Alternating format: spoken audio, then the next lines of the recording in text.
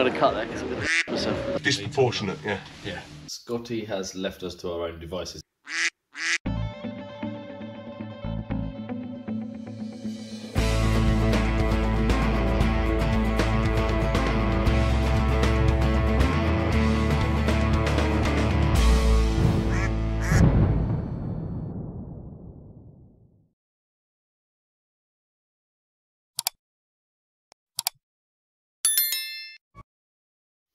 Scotty has left us to our own devices today, so we're going to go and have a look around the local area, go for a long walk, see what else we can find, book some skiing, which will be interesting, and see what we can do. Yeah, here we are, videoing swamps about to fall over and go through.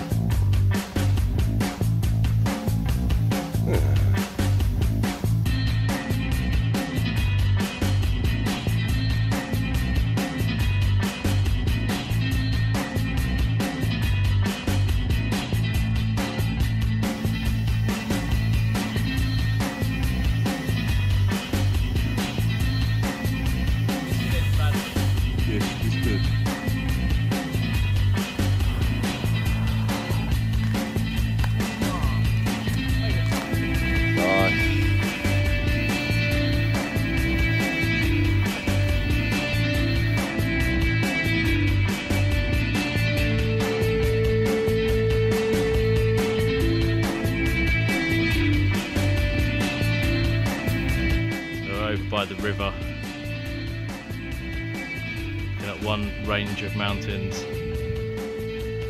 a Man Mountain, and round flats sort of over there, and this is the Pyramid Mountains where the ski slopes are, up there somewhere, and then how did you get there?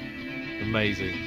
We are sat on the ski lift on our way up to Bulgaria Polyana. I have skied for 2 hours in my entire life, and these guys are going up for a lesson because they've never skied before. So it's going to be fun. Slightly scared. All sorts of stuff could happen. We'll see what it's like. Yeah. Never done it. Never went on a school trip to ski, so I never did anything like that. You did never been near a ski slope. No, never touched. I've never touched skis. No, it's my first time with so touching them. Yeah, let alone. This could be interesting. It could be. I'm sure. How long have you liked Batman? How long have I liked Batman? Yeah. I think I've liked Batman since I first saw the Michael Keaton original film, Batman, which was awesome, and I still think he is the best Batman, followed closely by Christian Bale. Nice. So, and you, obviously. And then me, yes. And the guy at the top. The guy at the top. Who is disproportionate.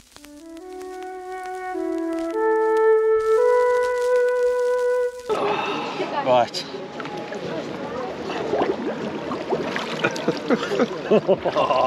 I feel better for that. Yeah, let's get Lee back. Right. Another random holiday experience. Yeah. I've got wine. You're hiding a cider somewhere. Yeah. I've got hot coffee because I'm not daft.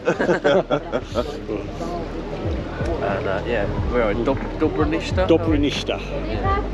It is 8 to 10 kilometres east of Bansko. We're in the Kiddies pool. We're in what's it called? It says over there. We're in the big pool. Yeah, the Alpha Spa. Yes, it's very nice. Nice and warm. Last time we were here, this was about 36 degrees. Yeah. It doesn't feel like body temperature. No. Temperature's supposedly 6 degrees at the moment. I'm not sure if I believe that, and it certainly doesn't feel it when you get out of here. No, with freezing cold. Cold boxers, cold trunks.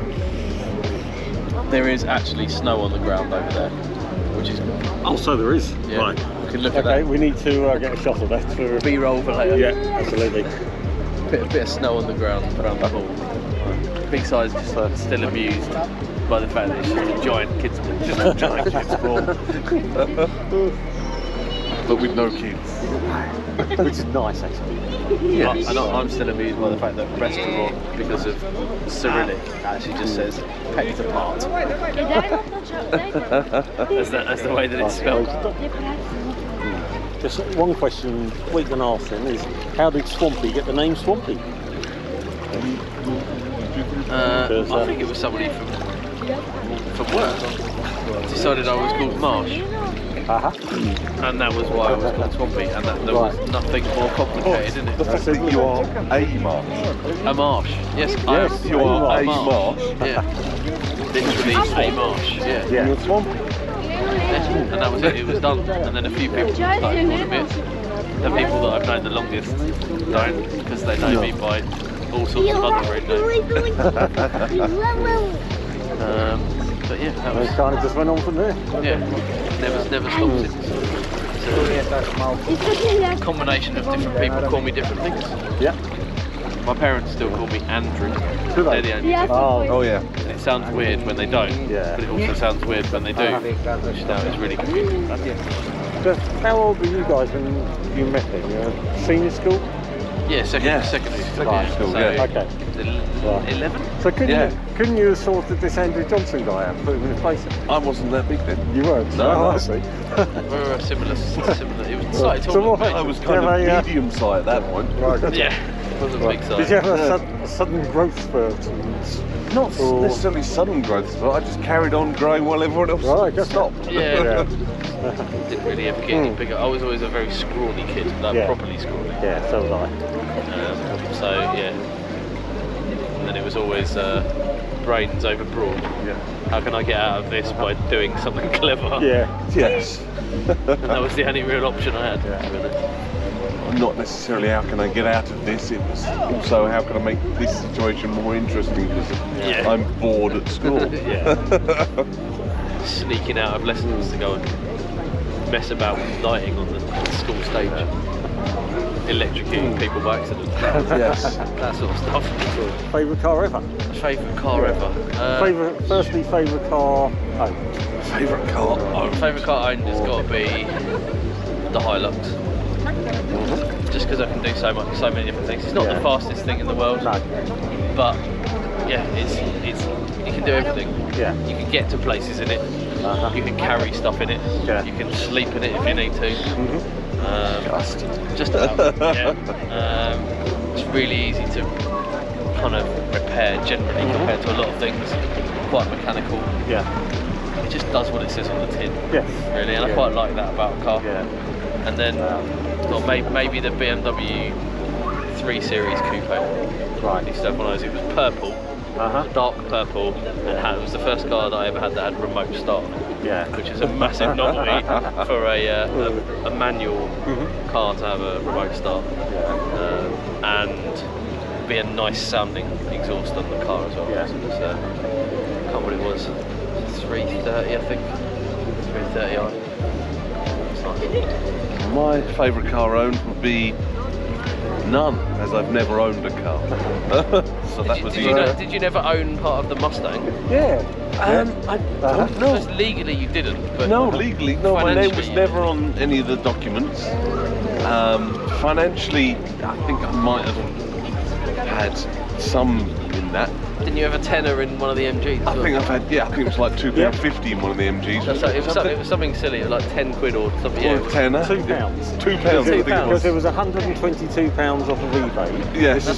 This is the 115, the 1.6, isn't it? Yeah. And it was £60 each. And you financially, £2. Financially, yes. So I would say out of those two, it would be the Mustang, I'm afraid. Yeah. Oh, I can understand. Yeah. Fox body Mustang that was originally a 2.3 4-cylinder turbo that somebody had already stolen the 4-cylinder turbo out of. Yeah. And replaced it with a Granada 2.3 engine. Yes. And then we didn't know what to do with it. No. I think mine would be difficult because I've had some real rubbish, but I've had some really nice cars. And I also, I'm one of these people, I tend to get a bit attached to them and, what's the word, anthropomorphise them or whatever the word is. Yeah, but I think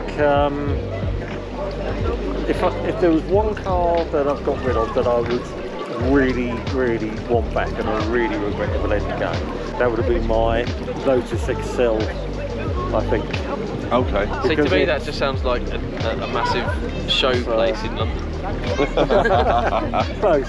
So no, that was I suppose probably back in the 70s. Lotus bought out the Eclat and the Elise. Yes. And then the XL was kind of the son of the Eclat. That Lotus managed to kind of get around doing all the type approval stuff and all that by kind of just starting with the Eclat and slowly changing it into the XL. Yeah, that was a lovely car, but at that time I wasn't really anywhere near as accomplished an amateur mechanic as I am now, and I gave it to somebody to do some work on it, and they basically destroyed it. So I didn't actually let it go by choice. I lost it, but I had no plans to get rid of it. Oh, I see. And they destroyed it by what? Not repairing it correctly, yeah, just or destroyed the engine. Yeah. Yeah. Oh, okay. That's not very nice. It came back to me after having some engine work done with. I've never seen so much sealant in my life around the cam cover. Yeah. Yeah. I've no idea if there was even a gasket in there, but it was just full of sealant. Leaking oil everywhere. It went back. I think they just put more sealant in it. Driving from home to a town around about 10 miles away, if that's maybe 7 miles, it basically just ran out of oil. Oh, right. Okay. Yeah. Like oil's a consumable. And then seized. Okay. Well, it didn't. It actually didn't. It was weird. It drove absolutely perfectly. Right. And I parked it up, went back to it, started it up, and it rattled and banged. And, okay. And that was it. What's the worst thing you've ended up doing to a car? I blew up my Mark II Mustang by driving it from Coventry to Clacton-on-Sea at about 70 miles an hour, which you wouldn't have thought would be particularly but it was a 2.8 litre American 1970s V6 in the worst of their emission control time. Yeah. The thing was gutless. One of my mates, Steve's, had a 1.3 Golf. And believe it or not, the 1.3 Golf could out-drag my 2.8 Mustang. It was that rubbish. That's American engines for you. And that actually literally, I don't know what the original cause was, but basically piston stuck in the cylinder. Right. One of the con rods just got split in half and just the train carried on turning, and it just sliced through the sump and it just destroyed it. Okay. That's good. Oh, right. One of those. I spun my Mark I Escort off the road by driving like an idiot, driving too fast. Right. I've done lots of very silly things, but got away with it mostly. Okay. I had the Corsa off the road into a ditch and had to get somebody to come and drag me out. Luckily it just went nose down. It was really foggy and I didn't realise it was actually a T-junction. Just very slowly rolled over the edge and into a ditch, but then I couldn't get out. And everything was alright with it. I've had a Hilux roof. That was not a proud moment. In a car park as well, not even doing anything interesting. I was attempting a J-turn.